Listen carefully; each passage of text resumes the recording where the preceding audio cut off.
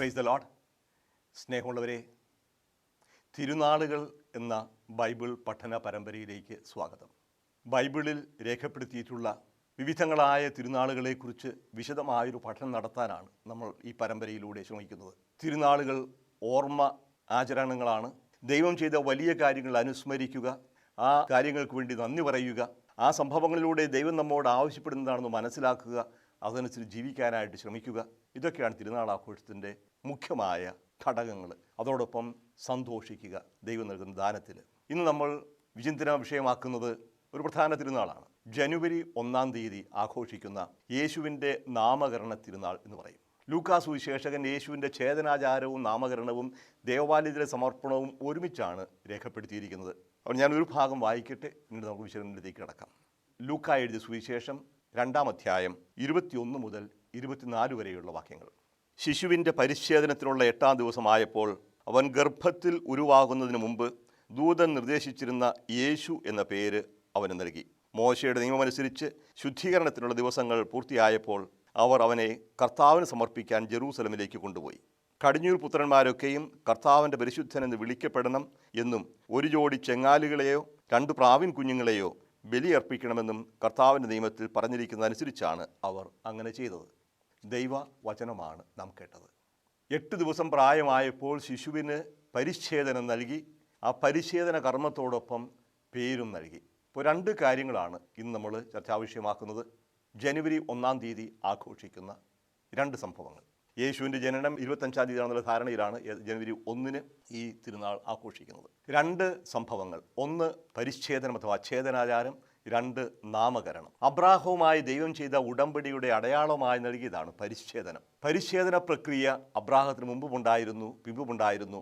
അബ്രാഹത്തെയോ അബ്രാഹത്തുമായുള്ള ഉടമ്പടിയോ അറിയാത്തവരും പരിച്ഛേദനം സ്വീകരിക്കുന്നുണ്ട്. പല ജനതകളുടെ ഇടയിലും ഇതൊരു വെറും ശാരീരിക ശുദ്ധിക്ക് വേണ്ടി ഒരു ഹൈജീനിക് ആയിട്ടുള്ള ഓപ്പറേഷനായിട്ടാണ് കണക്കാക്കുക. ശരീരശുദ്ധിക്ക് വേണ്ടി ചെയ്യുന്ന ഒരു കർമ്മം, ശരീരശുദ്ധമായി സൂക്ഷിക്കാൻ വേണ്ടി അഗ്രചർമ്മം മുറിച്ചു മാറ്റുക പല ജനതകളുടെ ഇടയിലും പതിവാണ്. ഇന്നും പല ആദിവാസികളുടെ ഇടയിലും പ്രകാരം നടക്കുന്നുണ്ട്.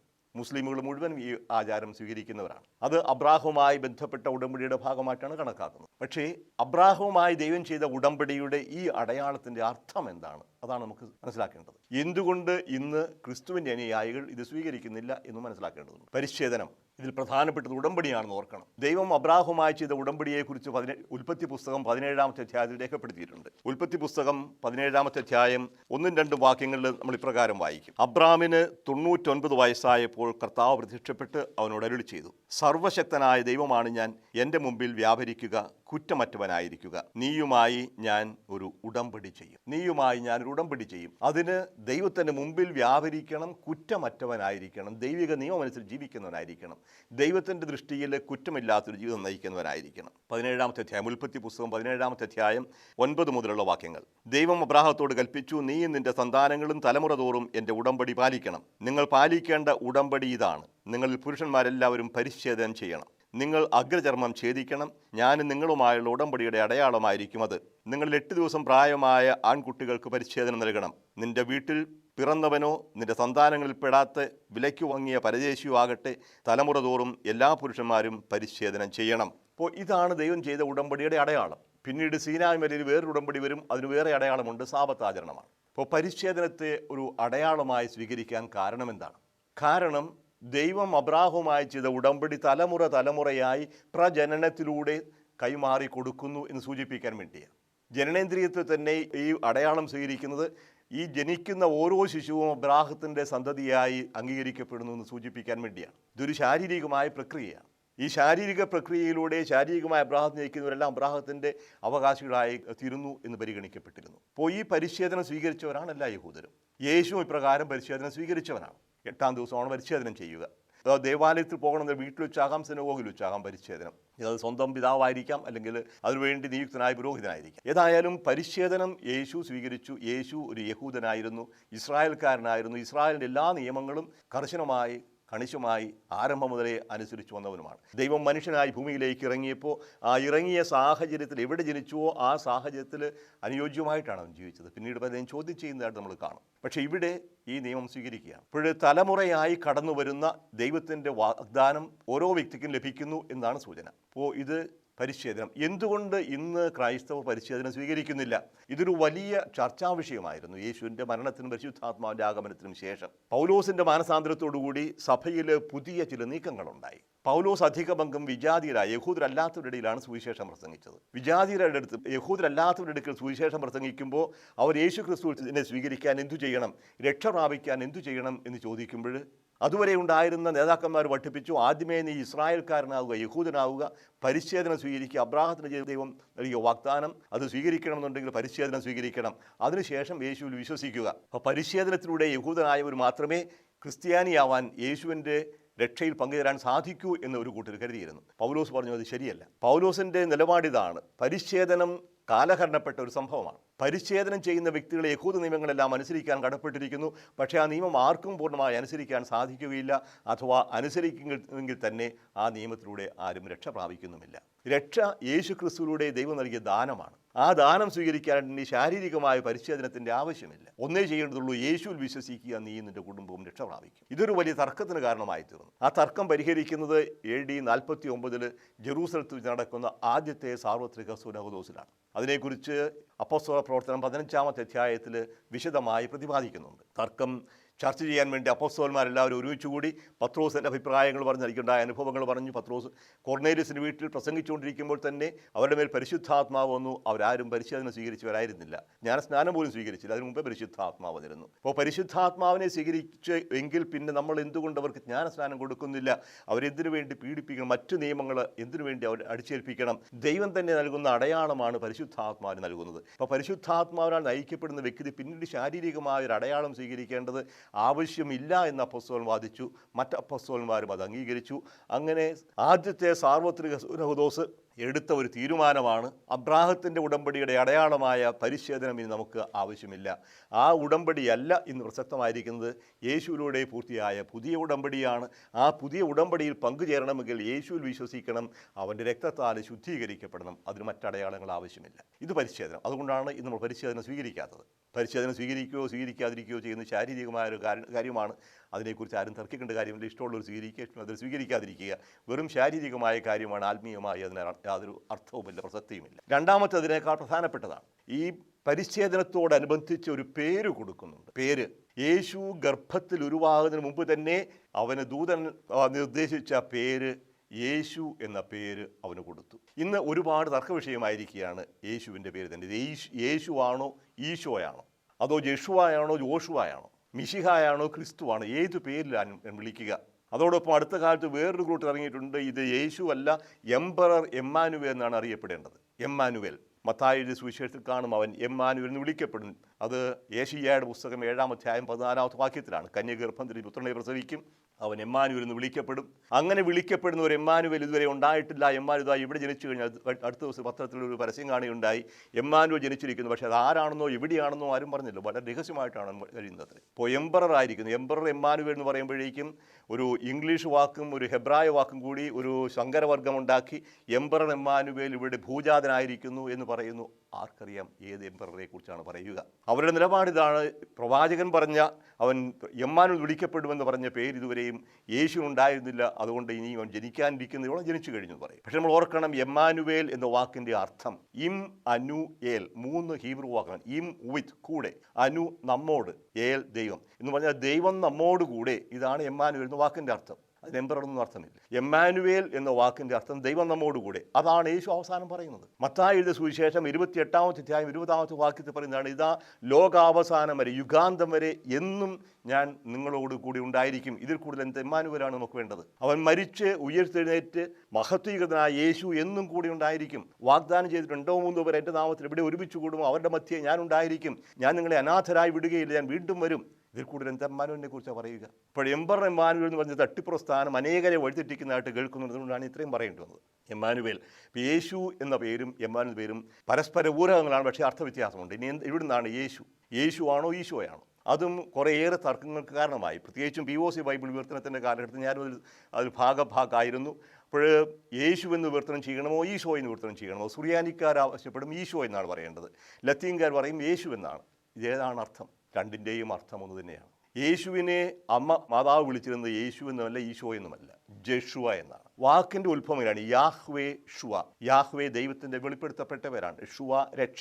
യാഹ്വേയാണ് രക്ഷ അഥവാ യാഹ്വേ രക്ഷകൻ അഥവാ ദൈവം രക്ഷിക്കുന്നു. ഇതാണ് വാക്കിൻ്റെ അർത്ഥം. യാഹ്വേ ഷുവ എന്നത് യഹോഷുവ എന്നായി.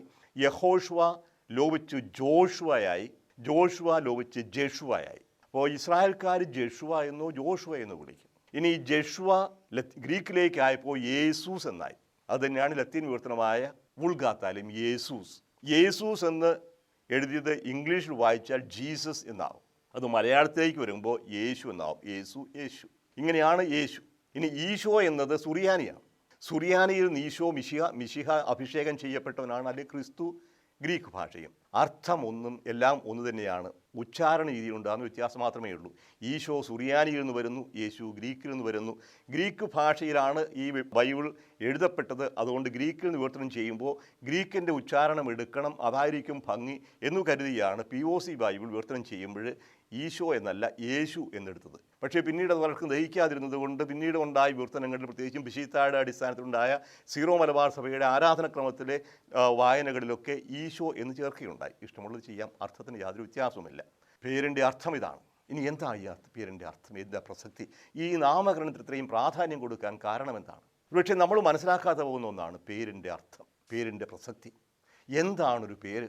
ഒരു പേരിൽ എന്തിരിക്കുന്നു എന്ന് പറയാറുണ്ട്. പേരിലാണെല്ലാം. പേരിലാണെല്ലാം. പേരില്ലാതെ എന്നതാണ് ഉണ്ടാവുക. പേര് ഒരാൾ നൽകുന്നതാണ്, തന്നെ പേരുണ്ടാകുന്നില്ല. ഒരാൾ മറ്റൊരാളിനോ ഒരു വസ്തുവിനോ ഒരു സ്ഥലത്തിനോ പേരിടുന്നു. അപ്പോൾ പേരിടുന്ന ഒരാളുണ്ട്.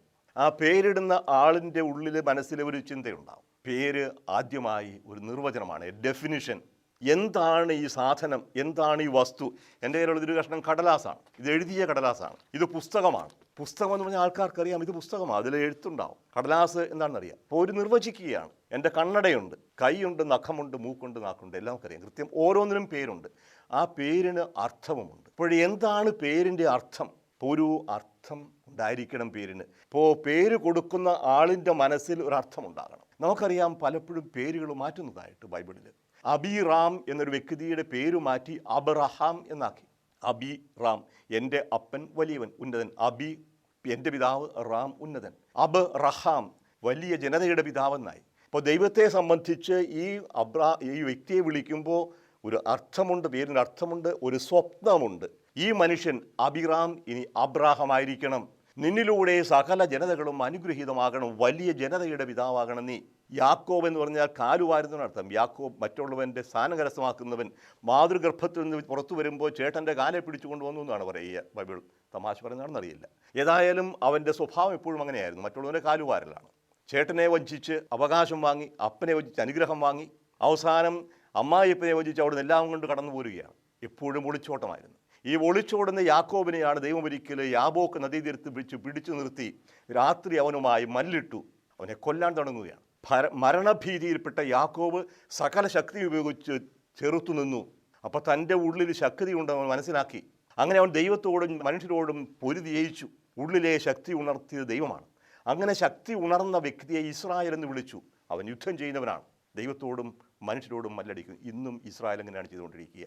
എല്ലാവരോടും മല്ലടിച്ച് ജീവിക്കുന്നത്. കാരണം ചെറിയൊരു സമൂഹത്തെ വിഴുങ്ങാനായി വലിയ തിമിംഗലത്തെ പോലെ വാവിളർന്നു നിൽക്കുന്ന ചുറ്റുപാടുമുള്ള ശക്തികൾ, അവരുടെ 100 മാത്രം വലുപ്പമുള്ള അംഗസംഖ്യയുള്ള ജനത്തെ വിഴുങ്ങാനായിട്ട് ശ്രമിക്കുമ്പോൾ യുദ്ധം ചെയ്തേ അവർക്ക് ജീവിക്കാൻ സാധിക്കൂ. കഴിഞ്ഞ 3500 വർഷത്തെ ഇസ്രായേൽ ചരിത്രം നിരന്തരമായ പോരാട്ടങ്ങളുടെ ചരിത്രമാണ്. അപ്പോൾ പേര് ഒരർത്ഥമുണ്ട്, ഒരു സ്വപ്നമുണ്ട്, ഇതിനൊരു ലക്ഷ്യമുണ്ട്. ഈ പേരിടുന്ന വ്യക്തിയെ, ഈ പേരിടുന്ന വ്യക്തി എപ്രകാരം ജീവിക്കണമെന്ന ഒരു പദ്ധതിയുമുണ്ട്. അപ്പോൾ ഇതാണ് പേരിൻ്റെ അർത്ഥം. യേശു വിളിച്ചു. യേശുവിൻ്റെ അടുക്കിലേക്ക് വന്ന് ശിമയോനെ കണ്ട്, നീ ഇനിമേൽ ശിമയോൻ എന്നല്ല വിളിക്കപ്പെടുക, നീ പത്രോസ് ആയിരിക്കും. കേപ്പ എന്നാണ് എൻ്റെ അരമായ വാക്ക്. കേപ്പ. കേപ്പ എന്ന് പറഞ്ഞാൽ പാറയാണ് അർത്ഥം. അത്തു കേപ്പ, നീ പാറയായിരിക്കും, ഈ പാറമേൽ എൻ്റെ പള്ളി ഞാൻ പണിയും. അപ്പോൾ പലരും പറയും, നീ പത്രോസാണ് ഈ പാറമേൽ, നീ പത്രോസാണ് ഈ പാറമേൽ. എവിടെ? യേശു കഴിച്ചുകൊണ്ടിരുന്ന ആര് പറയുന്നു? അപ്പോൾ നമുക്ക് പേത്രൂസും പേത്രായും തമ്മിലുള്ള വ്യത്യാസം തെറ്റിപ്പോയതുകൊണ്ടാണ്. പേത്ര എന്ന് ഫെമിനിനാണ്, പേത്രൂസ് എന്നത് മാസ്കുലിനുമാണ്. പേത്ര എന്ന് പറഞ്ഞാൽ പാറ എന്നാണ് അർത്ഥം. കേപ്പ തന്നെയാണ് പാറ. പക്ഷേ പത്രോസിന് സ്ത്രീലിംഗത്തിലുള്ള പേര് ഉപയോഗിക്കാൻ സാധിക്കാത്തതുകൊണ്ട് പേത്രോസ് എന്നോ പേത്രൂസ് എന്നോ പറയുന്നു എന്നേ അർത്ഥമുള്ളൂ. അതുകൊണ്ട് പത്രോസ്, ശിമയോനെ നീ പാറയാവും, നീ പാറ എന്നാണ് വിളിക്കപ്പെടുക, ഈ പാറമേൽ എൻ്റെ പള്ളി ഞാൻ പണിയും. പത്രോസിൻ്റെ വിശ്വാസം സ്നേഹമാകുന്ന പാറയിലാണ് പണിയപ്പെടുക. പത്രോസിനെ സംബന്ധിച്ച് യേശുവിൻ്റെ പദ്ധതിയാണ്, ഒരു സ്വപ്നമുണ്ട്. ഇതുപോലെയാണ് ഓരോരുത്തർക്കും പേര് കൊടുക്കുക. സാവൂൾ പിന്നെ പൗലോസ് ആകുന്നു. പേര് ഒരു അർത്ഥമുള്ളതാണ്, അതിന് സ്വപ്നമുണ്ട്, അതൊരു ദൗത്യമുണ്ട്. ഇപ്പോൾ യേശുവിൻ്റെ പേരെന്താണ്? യേശുവിൻ്റെ പേര് രക്ഷകൻ എന്നാണ്. യാഹ്വേഷുവ, ദൈവം രക്ഷിക്കുന്നു. അപ്പോൾ യേശുവിനെ രക്ഷകനായിട്ട് അറിയണം. യേശുവിൻ്റെ നാമമാണ് രക്ഷ. ഈ നാമത്തിന് എന്തുമാത്രം പ്രാധാന്യം കൊടുക്കുന്നു ബൈബിളിൽ നമുക്കറിയാം. ദൈവം തന്നെ കൊടുത്തതാണ് പേര്. മത്തായിയുടെ സുവിശേഷം അനുസരിച്ചാണെങ്കിൽ ജോസഫാണ് ആ പേര് പറയുക, അല്ലെങ്കിൽ മറിയമായിരിക്കും ആരെങ്കിലുമായിട്ട് കൊടുത്ത പേര്. യേശുവ, അവൻ രക്ഷകൻ എന്നറിയപ്പെടും. അവൻ്റെ ദൗത്യം എന്താണ്? ദൈവം ഇവനെ അയച്ചിരിക്കുന്ന ലക്ഷ്യം എന്താണ്? ലോകരക്ഷ. രക്ഷകൻ എന്നാണ് യേശു എന്ന വാക്കിൻ്റെ അർത്ഥം. യേശു എന്ന് വിളിച്ചാലും യേശു എന്ന് വിളിച്ചാൽ എല്ലാ തരത്തിലുള്ള രക്ഷ, ശാരീരികമായ രക്ഷ മാത്രമല്ല, മനുഷ്യന് ആത്യന്തികമായ രക്ഷ, തിന്മയുടെ ആധിപത്യത്തിൽ നിന്ന്, പാപത്തിൽ നിന്ന്, രോഗത്തിൽ നിന്ന്, മരണത്തിൽ നിന്ന് പൂർണ്ണമായ മുക്തി, നമ്മൾ മോക്ഷം എന്ന് പറയും. എല്ലാറ്റിൽ നിന്നും സമ്പൂർണ്ണമായ മോക്ഷപ്രാപ്തി നൽകുന്നവൻ, ഇന്ന് നീ എന്നോടുകൂടി പർദീസായിലായിരിക്കും എന്ന് പറഞ്ഞവൻ ഈ രക്ഷ നൽകുന്നവനാണ്. അപ്പോൾ യേശു എന്നാൽ രക്ഷ നൽകുന്നവനാണ്. ഇനി അങ്ങോട്ട് ഈ യേശുവിൻ്റെ നാമം നോക്കൂ. യേശു പറയും, നിങ്ങൾ എൻ്റെ നാമത്തിൽ പിശാചുക്കളെ ബഹിഷ്കരിക്കും. മർക്കോസ് സുവിശേഷം 16-ാമത്തെ അധ്യായത്തിൽ അവസാനം ശിഷ്യന്മാരെ പറഞ്ഞു വിടുമ്പോൾ യേശു പറയുന്നത് ഇങ്ങനെയാണ്, മർക്കോസ് 16:17, വിശ്വസിക്കുന്നവരോടുകൂടെ ഈ അടയാളങ്ങൾ ഉണ്ടായിരിക്കും. അവർ എൻ്റെ നാമത്തിൽ പിശാചുക്കളെ ബഹിഷ്കരിക്കും, പുതിയ ഭാഷകൾ സംസാരിക്കും, സർപ്പങ്ങളെ കയ്യിലെടുക്കും. യേശുവിൻ്റെ നാമത്തിൽ പ്രവർത്തിക്കും. ശിഷ്യന്മാരെല്ലാം പ്രവർത്തിക്കുന്ന യേശുവിൻ്റെ നാമത്തിലാണ്. എന്താണ് ഈ നാമത്തിൽ പ്രവർത്തിക്കുക എന്ന് പറഞ്ഞാൽ അർത്ഥമാവുക? നാമത്തിൽ പ്രവർത്തിക്കുക എന്ന ഒരു ആദ്യത്തെ അർത്ഥം അവൻ്റെ അധികാരത്തോടു കൂടി, യേശുവിൻ്റെ നാമത്തിലാണ്. നിങ്ങൾ എന്തു നാമത്തിലാണ്, എന്ത് അധികാരത്തോടു കൂടിയാണ്? അപ്പോസ്തലന്മാരോട് ചോദിക്കും. സാൻഹദ്രിൻ സംഘം ഒരുമിച്ച് കൂടിയിട്ട് ജെറൂസലത്ത് ഒരു അത്ഭുതം പ്രവർത്തിച്ച പത്രോസിനെയും യോഹന്നാനെയും വിചാരണ ചെയ്യുമ്പോഴാണ് ചോദിക്കുക, നിങ്ങൾ ആരുടെ നാമത്തിലാണ് അഥവാ എന്ത് അധികാരത്താലാണ് ഇത് ചെയ്യുക? അപ്പോൾ യേശുവിൻ്റെ നാമത്തിൽ എന്ന് പറഞ്ഞാൽ യേശുവിൻ്റെ അധികാരത്തിൽ. യേശു പറയുന്ന മത്തായിയുടെ സുവിശേഷം 28-ാം അധ്യായം 16-20 വരെയുള്ള വാക്യങ്ങളിൽ, സ്വർഗത്തിലും ഭൂമിയിലുള്ള എല്ലാ അധികാരവും എനിക്ക് നൽകപ്പെട്ടിരിക്കുന്നു. സ്വർഗത്തിലും ഭൂമിയിലുള്ള എല്ലാ അധികാരവും, സർവ്വാധികാരം. ആകയാൽ ഞാൻ പറയുന്നു, നിങ്ങൾ പോയി സുവിശേഷം പ്രസംഗിക്കുവിൻ. അപ്പോൾ യേശുവിൻ്റെ അധികാരം, യേശുവിൻ്റെ അധികാരത്തിലാണ് പ്രവർത്തിക്കുക. ഏത് അധികാരത്തിലാണ്? ഏത് നാമത്തിലാണ്? അതോടൊപ്പം മറ്റൊന്നും കൂടിയുണ്ട്. യേശു പറയും, നിങ്ങൾ പിതാവിൻ്റെയും പുത്രൻ്റെയും പരിശുദ്ധാത്മാവിൻ്റെ നാമത്തിൽ അവരെ സ്നാനപ്പെടുത്തണം എന്ന് പറഞ്ഞാൽ, അവർ പിതാവും പുത്രനും പരിശുദ്ധാത്മാവുമായ ത്രിയേക ദൈവത്തിൻ്റെ അധികാരത്തോടുകൂടി എന്ന് മാത്രമല്ല അവിടെ അർത്ഥമുള്ളത്. നാമത്തിൽ എന്ന് വിവർത്തനം ചെയ്യുന്ന ഗ്രീക്ക് വാക്കിന് നാമത്തിലേക്ക് എന്നാണ് അർത്ഥം. ഇത് അല്പം ടെക്നിക്കലാണ്. ഗ്രീക്ക് ഭാഷയിൽ ഇൻ അഥവാ ഇൽ എന്ന് പറയാനായിട്ട് രണ്ട് വാക്കുകളുണ്ട്. എയ്സ് എന്ന് പറയും, അല്ലെങ്കിൽ EIS, ഇൻ ടു, ഇല്ലേക്ക്, അല്ലെങ്കിൽ എൻ എന്ന് പറയും, ഇൽ. ഇവിടെ വെച്ചിരിക്കുന്നത് എയ്സ്തോ ഓണോമ എന്നാണ് പറയുന്നത്, ഇൻ്റെ നാമത്തിലേക്ക്. എങ്ങനെയാണ് ഒരാളെ നാമത്തിലേക്ക് മാമോദിസ മുക്കുക, നാമത്തിലേക്ക് ഉറപ്പിക്കുക? അർത്ഥം ഇതാണ്. ഈ മാമോദിസ അല്ലെങ്കിൽ ഈ സ്നാനം വഴി സംഭവിക്കുന്നത് പിതാവും പുത്രനും പരിശുദ്ധാത്മാവുമാകുന്ന ത്രിയേക ദൈവത്തിൻ്റെ ജീവനിലേക്ക് ഉൾച്ചേർക്കപ്പെടുകയാണ്. You are incorporated into the life stream of God. ദൈവത്തിൻ്റെ ജീവനിലേക്ക് നമ്മൾ ഉൾച്ചേരുകയാണ്. അതാണ് മാമോദിസ. വെറുതെ പേര് പറയുക മാത്രമല്ല. അപ്പോൾ ദൈവത്തിൻ്റെ ജീവൻ നമ്മിൽ പ്രവഹിക്കുന്നു, അഥവാ നമ്മിലൂടെ നയിക്കുന്നു. നമ്മുടെ സിരകളിലൂടെ ഒഴുകുന്നത് ജീവൻ രക്തമാണെങ്കിൽ ദൈവത്തിൻ്റെ ജീവനാണ്. അപ്പോൾ നാമം, അതാണ് യേശുവിൻ്റെ നാമത്തിൽ അത്ഭുതങ്ങൾ പ്രവർത്തിക്കുന്നു, യേശുവിൻ്റെ നാമത്തിൽ പ്രസംഗിക്കുന്നു. യേശുവിൻ്റെ നാമത്തിൽ അല്ലാതെ മറ്റൊന്നും ചെയ്യാൻ സാധിക്കുകയില്ല. പത്രോസിൻ്റെ പ്രഖ്യാപനമുണ്ട്, യേശു ക്രിസ്തുവിൻ്റെ നാമത്തിൽ ഈ ലോകത്തിൽ സൂര്യന് താഴെ ഭൂമിയിലേക്ക് മേൽ രക്ഷപ്പെടാനായി യേശുവിൻ്റേതല്ലാതെ മറ്റൊരു നാമവും നൽകപ്പെട്ടിട്ടില്ല. ഒരു നാമവും. ഈ നാമം അധികാരമാണ്, ദൈവത്തിൻ്റെ അധികാരമാണ്, ദൈവത്തിൻ്റെ രക്ഷയുടെ നിർവചനമാണ്. ഈ യേശുവിൻ്റെ നാമത്തിൽ വേണം നമ്മൾ വിശ്വസിക്കാൻ. അവൻ്റെ നാമത്തിൽ വിശ്വസിക്കുന്നവർ, അവൻ്റെ നാമം ഏറ്റുപറയുന്നവർ ഒരു ജനമായി മാറുന്നു. അവൻ്റെ നാമത്തിൽ എന്ത് ചോദിച്ചാലും തരും. യേശു വാഗ്ദാനം ചെയ്തിരിക്കുകയാണ്. യോഹന്നാന്റെ സുവിശേഷം 14-ാമത്തെ അധ്യായത്തിൽ 14-ാമത്തെ വാക്യം പ്രകാരം കാണും, എൻ്റെ നാമത്തിൽ നിങ്ങൾ എന്നോട് എന്തെങ്കിലും ചോദിച്ചാൽ ഞാനത് ചെയ്തു തരും. എൻ്റെ നാമത്തിൽ ചോദിച്ചാൽ ഞാൻ ചെയ്തു തരും. അതുപോലെ തന്നെ 15-ാം അധ്യായം 16-ാമത്തെ വാക്യത്തിൽ വീണ്ടും കാണും, നിങ്ങൾ എന്നെ തിരഞ്ഞെടുക്കുകയല്ല, ഞാൻ നിങ്ങളെ തിരഞ്ഞെടുക്കുകയാണ് ചെയ്തത്. നിങ്ങൾ പോയി ഫലം പുറപ്പെടുവിക്കുന്നതിനും നിങ്ങളുടെ ഫലം നിലനിൽക്കുന്നതിനും വേണ്ടി ഞാൻ നിങ്ങളെ നിയോഗിക്കുന്നു. തന്മൂലം നിങ്ങൾ എൻ്റെ നാമത്തിൽ പിതാവിനോട് ചോദിക്കുന്നത് എന്തും അവിടുന്ന് നിങ്ങൾക്ക് നൽകും. ചോദിക്കുന്നത് എന്തും നൽകും. എൻ്റെ നാമത്തിൽ, ഈ നാമത്തിലാണ്. ദൈവം നൽകിയ നാമമാണ്. ഫിലിപ്പിയർക്ക് എഴുതിയ ലേഖനം 2-ാമത്തെ അധ്യായം 6 മുതൽ 10 വരെയുള്ള വാക്യങ്ങൾ ഇങ്ങനെ കാണാം. അവൻ ദൈവത്തിൻ്റെ രൂപത്തിലായിരുന്നെങ്കിലും ദൈവവുമായുള്ള സമാനത നിലനിർത്തേണ്ട കാര്യമായി പരിഗണിച്ചില്ല. തന്നെ തന്നെ ശൂന്യനാക്കിക്കൊണ്ട് ദാസന്റെ രൂപം സ്വീകരിച്ച് മനുഷ്യരുടെ ദാസാദൃശ്യത്തിലായിത്തീർന്ന് ആകൃതിയിൽ മനുഷ്യനെ പോലെ കാണപ്പെട്ടു. മരണം വരെ, അതേ കുരിശു മരണം വരെ അനുസരണമുള്ളവനായി തന്നെ തന്നെ താഴ്ത്തി. ആകയാൽ ദൈവം അവനെ അത്യധികം ഉയർത്തി എല്ലാ നാമങ്ങൾക്കും ഉപരിയായ നാമം നൽകുകയും ചെയ്തു. എല്ലാ നാമങ്ങൾക്കും ഉപരിയായ നാമം നൽകുകയും ചെയ്തു. ഇത് യേശുവിൻ്റെ നാമത്തിന് മുൻപിൽ സ്വർഗത്തിലും ഭൂമിയിലും പാതാളത്തിലുമുള്ള സകലരും മുട്ടുകൾ മടക്കുന്നതിനും യേശു ക്രിസ്തു കർത്താവാണെന്ന് പിതാവായ ദൈവത്തിൻ്റെ മഹത്വത്തിനായി എല്ലാ നാവുകളും ഏറ്റുപറയുന്നതിനും വേണ്ടിയാണ്. എല്ലാ നാമങ്ങൾക്കും ഉപരിയായ നാമം. ഈ നാമത്തിലാണ് നാം വിളിക്കപ്പെടുന്നത്. യേശു ക്രിസ്തുവിൻ്റെ നാമത്തിലാണ് ഇന്ന് നമ്മൾ അറിയപ്പെടുക. ക്രിസ്ത്യാനികൾ, അതിൻ്റെ പേരിൽ തന്നെയാണ് ഒരുപാട് പേര് ഒരുപാട് രാജ്യങ്ങളിൽ കൊല്ലപ്പെടുന്നത്. ഏറ്റവും അവസാനം ആയിരിക്കുന്ന IS ഭീകരരുടേതാണ്. നൂറുകണക്കിന് ആയിരക്കണക്കിന് ക്രൈസ്തവർ ക്രിസ്ത്യാനിയാണെന്നൊരു പേരിൽ മാത്രം കൊല്ലപ്പെടുന്ന സംഭവങ്ങൾ ഉണ്ടായിക്കൊണ്ടിരിക്കുന്നു. ഈ സാഹചര്യത്തിൽ നാമത്തെക്കുറിച്ച് നമ്മൾ ഓർത്തിരിക്കണം. അതോടൊപ്പം നമ്മൾ ഓർക്കണം, നമ്മുടെ പേരിന് ഒരു അർത്ഥമുണ്ട്. മാതാപിതാക്കന്മാർ കുഞ്ഞുങ്ങൾക്ക് പേര് കൊടുക്കുമ്പോൾ എന്താണ് തങ്ങൾ കൊടുക്കുന്ന പേര് എന്ന് ഓർക്കണം. അപ്പൻ്റെയും അമ്മയുടെയും പേരിൻ്റെ ആദ്യത്തെ അക്ഷരം എടുത്തു കൊടുത്താൽ പേരാവുകയില്ല. അത് ചിലപ്പം ജോലിയുമാകും, ലിജോയുമാകും. ജോണിയുടെയും ലിസിയുടെയും കൂടെ മകൻ ജോലി, മകളാണെങ്കിൽ ലിജോ കൊടുക്കാം. എന്തർത്ഥമാണുള്ളത്? കൊടുത്ത മാതാപിതാക്കന്മാർക്കോ പറയുന്ന വ്യക്തികൾക്കോ അറിയാൻ പാടില്ല എൻ്റെ പേരിൻ്റെ അർത്ഥം എന്താണ്, എന്തിനാണ് നിനക്ക് ഈ പേര് കൊടുക്കുന്നത്. പേര് കൊടുക്കുമ്പോൾ ഒരർത്ഥമുണ്ടാകണം. ആ പേരിടുന്ന ആൾക്കൊരു സ്വപ്നമുണ്ടാകണം. പേര് സ്വീകരിക്കുന്ന ആൾക്കൊരു ദൗത്യമുണ്ട് എന്ന ബോധ്യമുണ്ടാകണം. അബ്രാഹത്തിൽ അതറിയാമായിരുന്നു, ജനതകളുടെ പിതാവാകാൻ വേണ്ടി വിളിക്കപ്പെട്ടവനാണ്. പത്രോസിന് അറിയാമായിരുന്നു, ഞാനൊരു പാറയായിരിക്കണം. ഇപ്പോൾ ഇഴുകുപോലെ ഉരുകിയെങ്കിലും പിന്നീട് അവൻ പാറയായി മാറുന്നുണ്ട്. അപ്പം നമ്മൾ കൊടുക്കുന്ന പേരുകൾ അർത്ഥമുള്ളതാവണം. ദൈവം നമുക്കൊരു പേര് നൽകിയിട്ടുണ്ട്. വെളിപാട് പുസ്തകത്തിൽ പറയും, അവന് ഒരു വെള്ളക്കല്ല് നൽകും, ആ വെള്ളക്കല്ല് ഒരു നാമം കുത്തിയിരിക്കും, അത് സ്വീകരിക്കുന്നവനും കൊടുക്കുന്നവനും മാത്രമേ അറിയൂ. ദൈവം പറയുന്നുണ്ട് യെശയ്യായുടെ പുസ്തകം 49-16 വാക്യത്തിലെ, നിൻ്റെ പേര് എൻ്റെ ഉള്ളം കയ്യിൽ ഞാൻ രേഖപ്പെടുത്തിയിരിക്കുക. എൻ്റെ നാമം എൻ്റെ വ്യക്തിത്വമാണ്. അപ്പോൾ നാമം വ്യക്തിത്വത്തിൻ്റെ ഒരു പ്രകടനമാകണം. ഒരപ്പൻ മകൾ കൊടുത്തു പേരാണ് ഷിറ്റി, വേറൊരപ്പൻ മകൻ കൊടുത്തു ഷിറ്റോ. എന്താ ഇതിൻ്റെ അർത്ഥം? ഇംഗ്ലീഷ് ഡിക്ഷണറി നോക്കി നിങ്ങൾക്കറിയാം. ഇങ്ങനെയൊക്കെ പേര് വിളിച്ച് മക്കളെ അവഹേളിക്കുന്ന മാതാപിതാക്കന്മാരെ ദയവ് ചെയ്ത് ഇനിയെങ്കിലും ശ്രദ്ധിക്കുക.